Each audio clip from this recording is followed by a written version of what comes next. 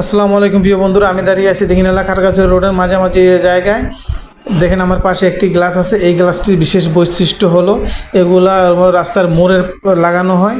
যেহেতু রাস্তার মোড়ে এক পাশ থেকে আরেক পাশ দেখা যায় না, এই গ্লাসগুলো লাগালে রাস্তার এক পাশ থেকে আরেক পাশ দেখা যায় মোড়ের।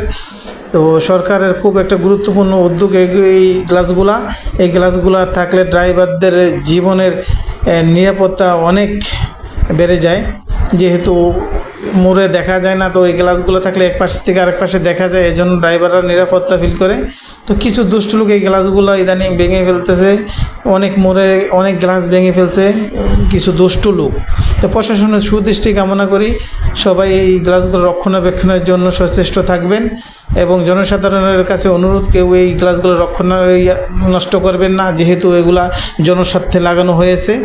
যে গাড়ি ড্রাইভ করে, যে গাড়ি চালায়, সে আপনার আমার ভাই না হয় আত্মীয়। সুতরাং সবার নিরাপত্তার স্বার্থে এই গ্লাসগুলো আমাদের রক্ষণাবেক্ষণ করতে হবে। প্রশাসন সবসময় সুদৃষ্টি রাখবে। সকলকে ধন্যবাদ, সবাই ভালো থাকবেন।